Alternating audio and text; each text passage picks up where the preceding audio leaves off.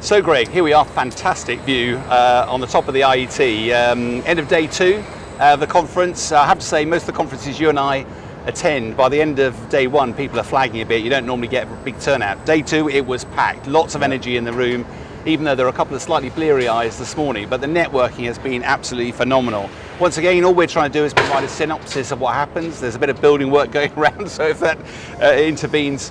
First person this morning, though, I thought was fascinating. We were meant to be having the Defence Secretary, couldn't turn up, so in fact we had Defence Minister Luke Pollard. Now, regardless of politics, I quite like his style. He's quite open, but inevitably it was a political take on what's going on. I particularly picked up that he was talking a lot about people. He talked about the warriors in Ukraine, how their bravery was carrying them through, and how important it was to invest in people and therefore the infrastructure. What was your takeaway from his sort of pitch to the conference? Yeah, you're right. He's always an engaging character, and he's quite open, actually. His Q&A as open as he could be as a politician. And he did mention that the reason John Healey wasn't there was largely because of the recent events over Afghanistan, so that's fair enough. I was going to take a slightly different view here. Any politician coming into defence does there's a bit of Stockholm syndrome. Once you get inside the MOD building and you get to experience the armed forces, and he comes from a military background. A Navy background, isn't exactly. he? Navy brat, yeah. So he knows what the military's like, and it's impossible not to love your job and be engaged with the people within the MOD, because they're all people that want to do their job. They've been through a difficult year. You know, they've inherited something that wasn't in the perfect position. I think anybody would admit that. They've had to go through a difficult STR and all the politics of the money and the budget and everything else. But the challenge now is there's a few things missing in the jigsaw. So we haven't seen the Defence Investment Plan. He referred to that. We haven't seen the Defence Industrial Strategy, and we don't yet have an announcement on the National Armaments Director. We do know who the next Chief of the Defence Staff is, because he was on the stage straight after. But yeah, there's a few pieces missing, and until those come into place, we are still going to be wondering what the answer is. It's also because he referred a couple of times to making defence a whole of society approach, because I think part of their vision, they know there isn't the money to invest in defence, so you need to make defence what they call the growth engine for our economy, by not only national but also international, because there's going to be a massive increase in demand for arms around the world, particularly those who normally get them from Russia and gone, they don't work quite so well. They're coming out with the right words, but I'm not seeing any plan, any strategy, and part of me sort of wonders that Luke Pollard may be very good, but he's 1 year in the job. How on earth do you change and reform this system? I love the ambition, but ambition is one thing.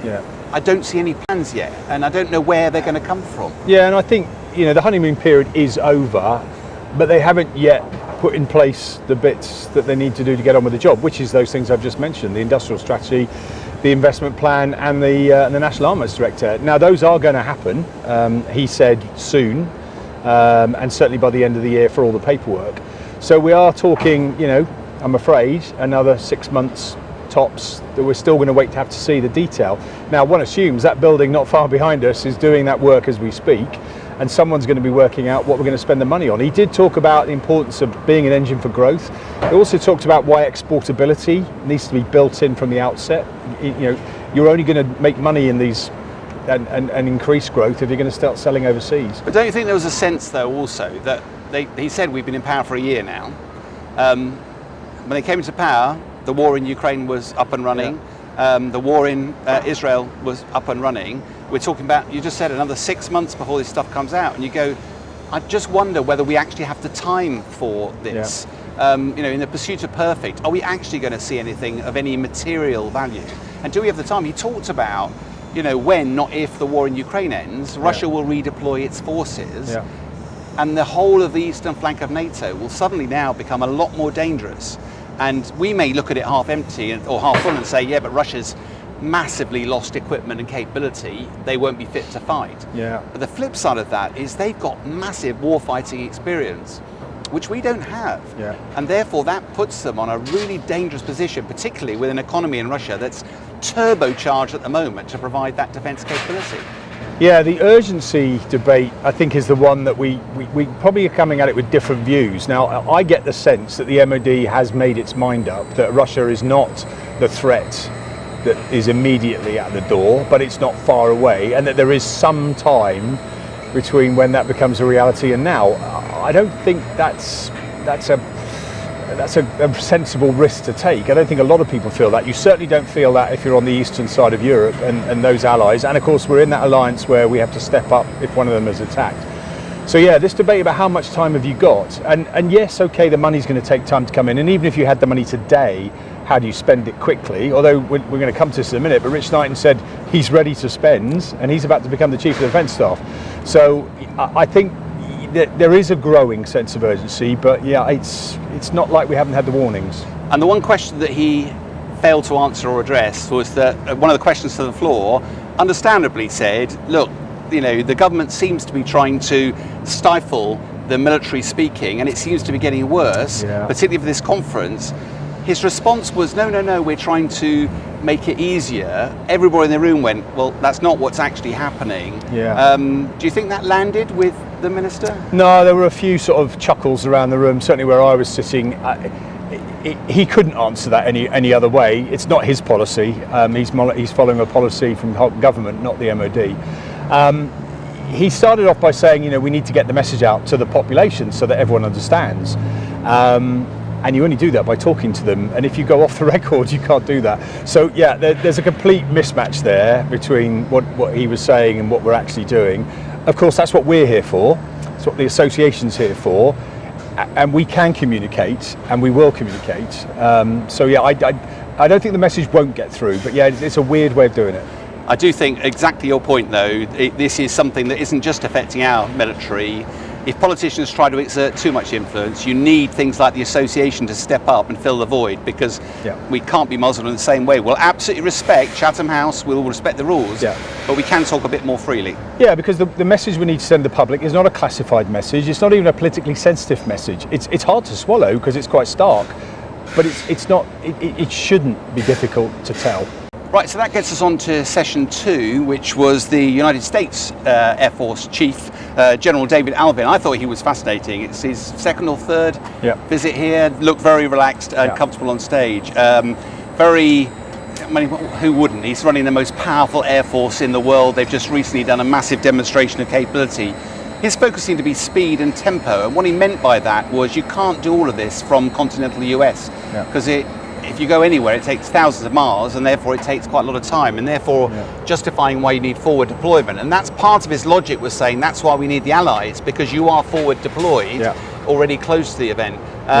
What else did you take away from his pitch? Yeah, well, the first point you made is quite valid. I mean, I think I've watched over the years chiefs become far better communicators.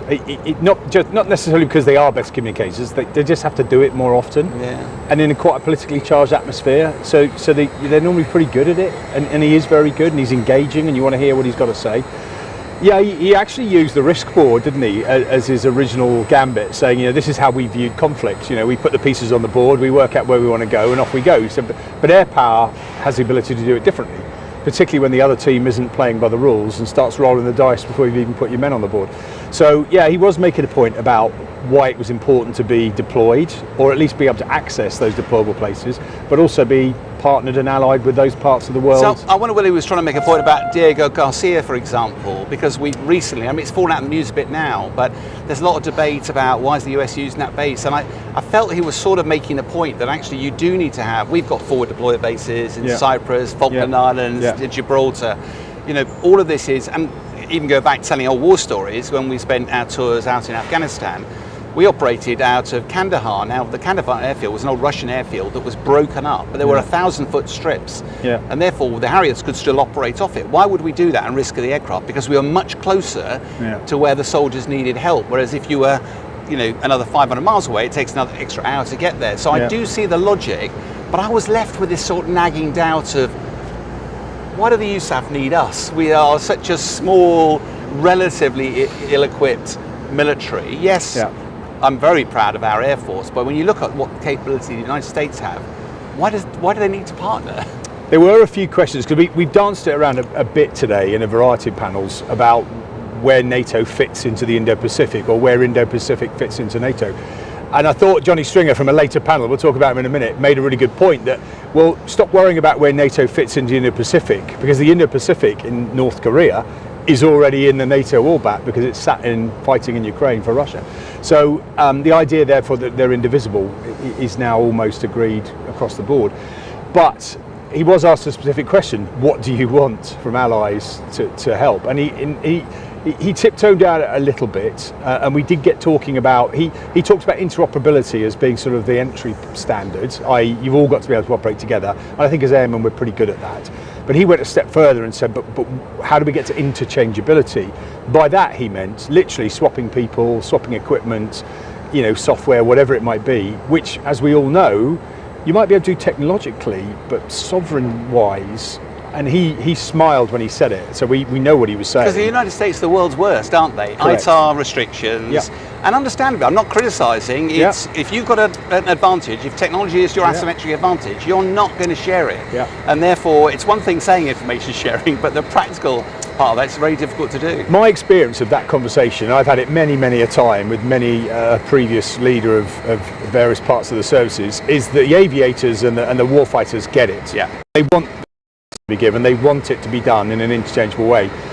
They're not the ones that write the rules, and so it's getting to the policy leaders at the top of organisations to get them to relax certain rules in terms of accessibility. And he was very closely followed by our Chief of the Air Staff in his sort of final presentation. Sir Rich Knighton, end of his tenure there, I thought he was much more reflective, and I think I particularly picked up the point that he talked about throughout his time, sort of 30 years in the military. He didn't join in the Cold War.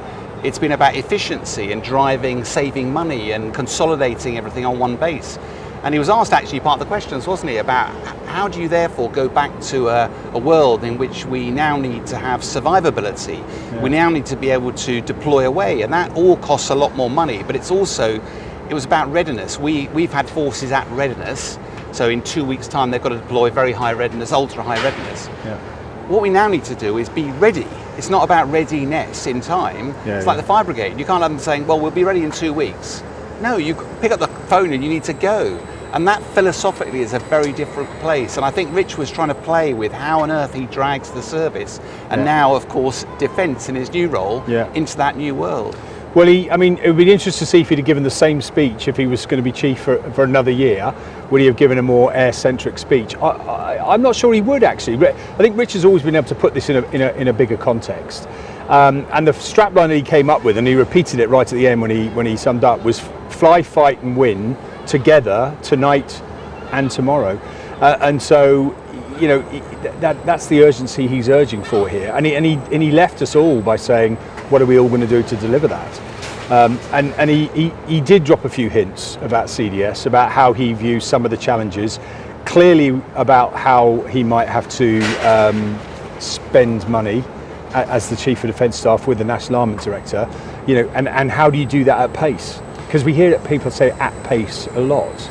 Yeah, but it's also, I thought it was interesting when he was having that conversation, he was also reflecting on, alluding to, rather than specifically, earlier in the conference, where's that talk about we're getting rid of pilots, that's not what we need. And he was sort of saying that big strike that America did into Iran, a lot of the equipment there was 40 years old, making decisions 40 years ago, that at the time you have no idea how you're going to use this equipment, and therefore, if we are going to configure the defence differently, we've got to be really careful not to do it against today's parameters, because it's almost certainly they won't be used in this way. And that was his point. Most of these platforms, I think JSF is the ones we buy, is it 2070 that we're talking about it going out of service? It's going to be around for a few years. Yeah, we saw that chart yesterday, didn't we, about the longevity now of new equipment. We are expecting it to last a long time. So there's a bit of a dichotomy there. So there's the idea that we're going to bring in immediate technology, use it up, throw it away, bring the next stuff in.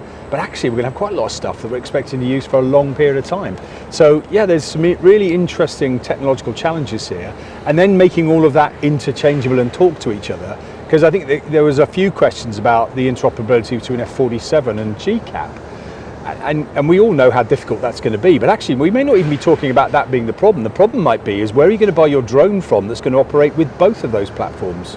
Or I also wonder whether there was a subliminal message there that said, why are you going to develop GCAP? Why not jump on the F-35, F-47 program, and then we're interoperable, interchangeable? you could come to that conclusion, and it would be a solution. But I think if we are talking about engines for growth and sovereignty, it takes you straight back to what are you going to do nationally. I tell you what was interesting though, and it was talking about the GCAP program, about NATO first, but actually Luke Pollard talked about that it's not only NATO. And GCAP is a really good example of why we've got a different type of relationship, particularly with Japan.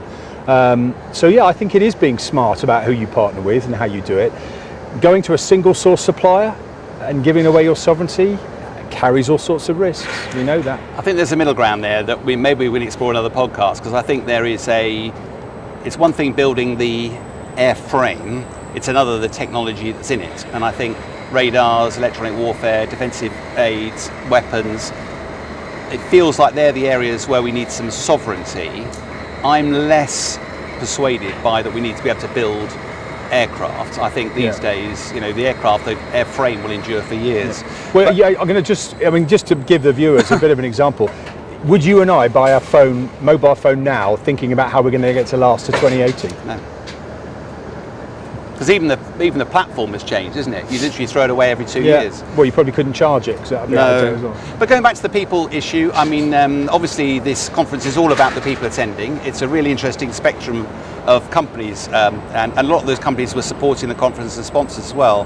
Here's how some of the feedback that we got from some of the companies, again, that have attended the conference this last couple of days.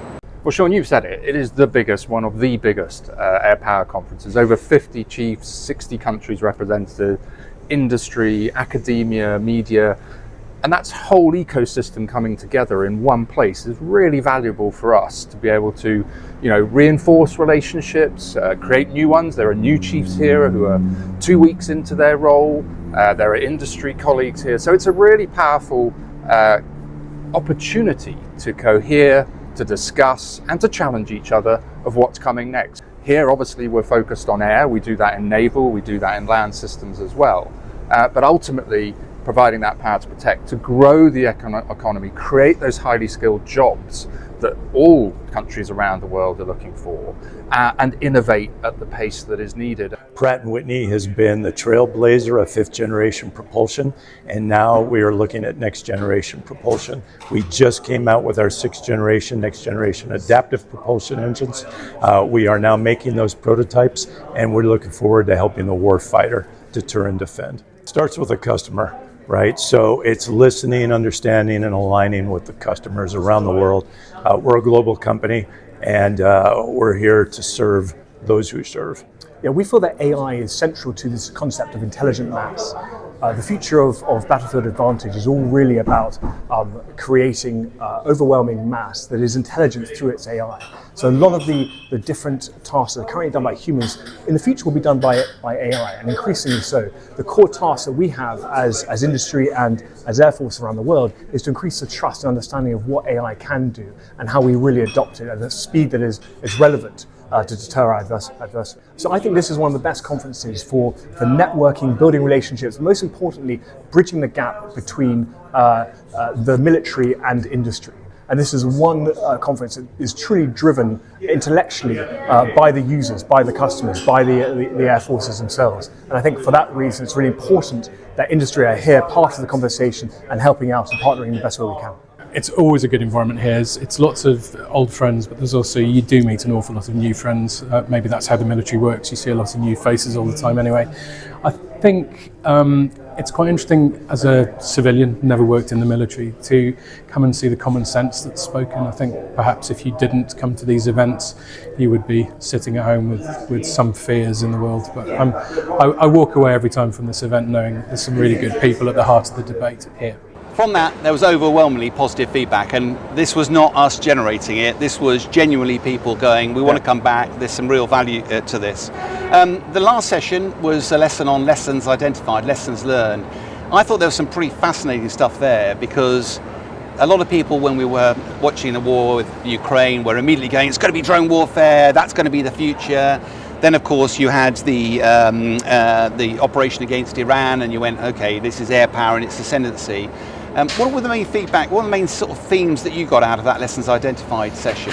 Yeah, well, air superiority came up again, or air control, however you want to define it, and you know, Johnny Stringer said, you know, it's a pass or fail requirement. It's not an optional extra. Whereas in Ukraine, it appears to have become an optional extra for Russia. They didn't secure it and don't seem to be bothered that they haven't. I mean, privately they might be, but so that came out absolutely loud and clear, and we must not let that be forgotten, because if we go straight to a tactical drone war of attrition, we have forgotten about air superiority, and I think it's that delicate balance. And one of the questions was asked to Luke Pollard about that, because I think with governments, they've been criticised for not jumping to the new technology, but the danger is if they jump too fast and too far, they'll leave something behind, and we won't have a credible capability.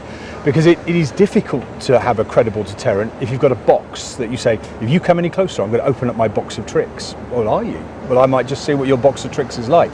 Whereas when you've got hard air power doing things daily, demonstrating its value, and one of the speakers, they talked about soft power value of deterrence. I think there's some complications in that we need to think through all the consequences. No, and the other bit I thought was interesting is there's always, you and I both served in the Royal Air Force. There's always an inter-service rivalry for money. Yep. There's always a look at the most recent conflicts and try to pull out vignettes that justify spending on certain capabilities. And I think there's always that look about what lessons are you pulling out of these two conflicts. The British Army, I think, is in a difficult way because it doesn't want to get involved in that high war of attrition. Yeah. But of course, with the absence of air power, the Ukrainian forces have suffered. When you look at the Israel, they didn't have to put any forces on the ground, and all of it was done by air power to have surgical strike. None of us are naive enough to believe one service can do it. But I do think that componency, how you work well together, when there is a time and a place for a certain part of that. And I think one of the things that for me jumped out was that I think it was Alvin talked about when we were in wars of choice, you took the golf club out of your golf bag that you needed for that particular event and you worked it hard. Yeah. Now we need to have the whole golf bag ready, and we need to be able to operate as a team. Yeah. That's not necessarily something that we've had to do for the last few years. No, and I think that's where the integration theme of the conference is desperately trying to push us, because that is about the teamwork. I think there's another point that did come out from both those two presentations, and I think it was about whether, and I think they both gave their answers, albeit subliminally, whether air power is the means by which you initially meet a threat like Russia. Is that how we deter? Because you don't really deter with armies, not unless they're sat right there on the border. They have to turn up later and fight the battle that you've now not deterred. Navies, it's not really the same because they're not there on the ground getting involved. So is it air power ultimately that is your first line of defence, or as Rich Knighton used to say, your first responder? Yeah. And I think there's a lot of truth in that. Now, as airmen, we fervently believe in that. Others will just say that's you making a bid for a slice of the pie. But the fundamentals are that is the case, I think. It's hard to prove not to. So when we look at a wrap-up of the conference, but picking up on that theme, I do wonder whether or not, we recognise as airmen the value of it, and it does feel like there is going to be a lot more money globally spent on defence. There's going to be a lot more money spent particularly on the first responder, air and space, and also a number of international clients who would have bought Russian equip are probably going, that doesn't work very well, where else can I buy? Yeah. So the challenge is, I think there's a huge opportunity there. But I think you were saying earlier that last year's conference, there was a lot of fine talk, but no action.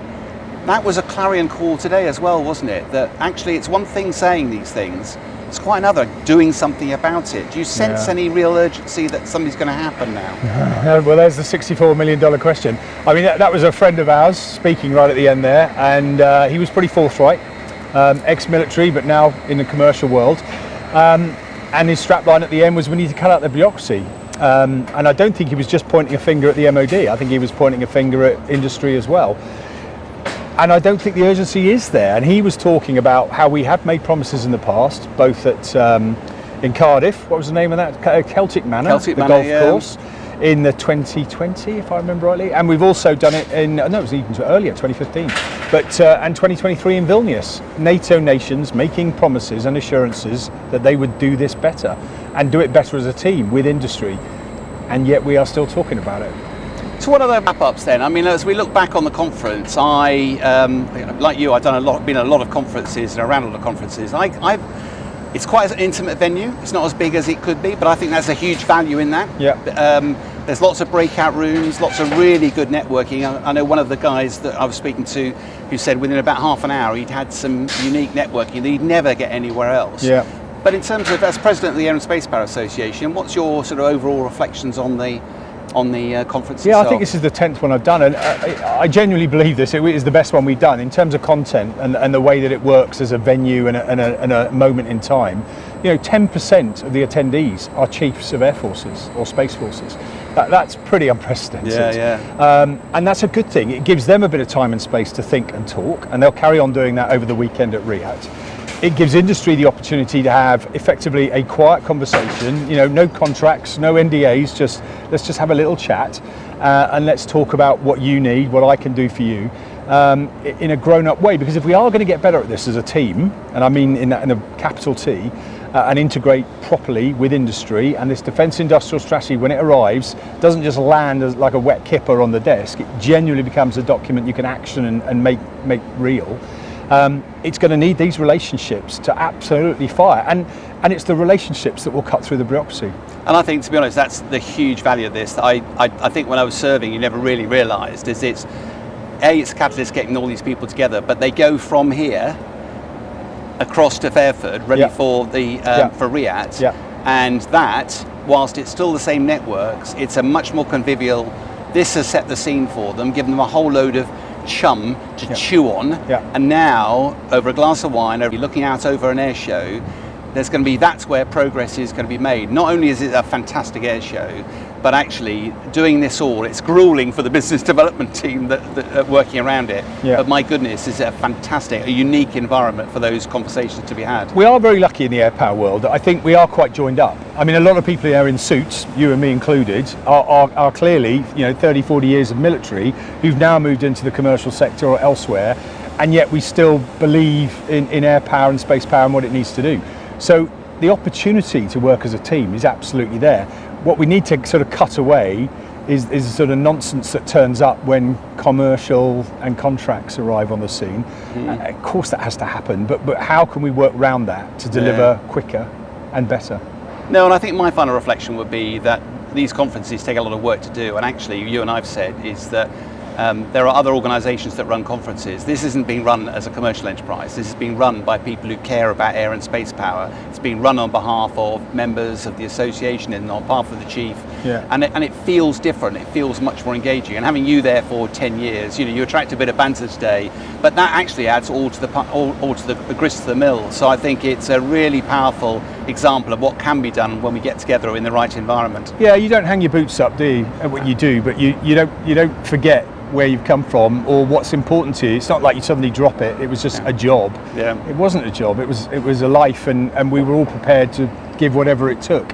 I think the question for us now, those of us that are outside, is what more can we do now from the outside to help those on the inside through a really challenging period? Well, it's not just those on the inside. I genuinely believe that if we're going to be an uptick, I mean, even Rich turned around and said it's the first time in his career he's seen a growth for the Royal Air Force, and a positive story. And actually, how do we help get industry configured, give the government some ideas for vision, focus on the big picture rather than the little tactical wins? And I think that's where you and I and the association and the industry, if we can work together, I think there's a huge potential there. I wholeheartedly agree. I mean, I could count the number of good news stories about defence on not many fingers. I can count plenty bad news stories.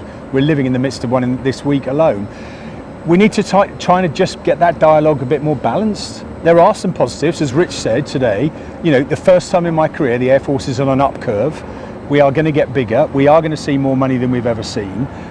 The equipment that we have is exciting. It's different. Luke Pollard talks about Call of Duty. These are the skills I need now. So all those kids who've been goofing off and mum and dad have said, what are you doing? Well, they've been preparing to fight in tomorrow's Air Force. And we need to get them in.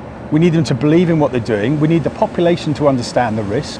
And we need to see that threat in a fair light. And we need to meet it. Because if we do that sensibly, we won't have a fight. We will deter whatever they're up to. And will it be a lot safer? Now, does that cost you a bit of money and effort? Yeah. Not as much as it does when it doesn't work. No, you're absolutely right. Anyway, it's been a pleasure. You too, Sean. Great stuff.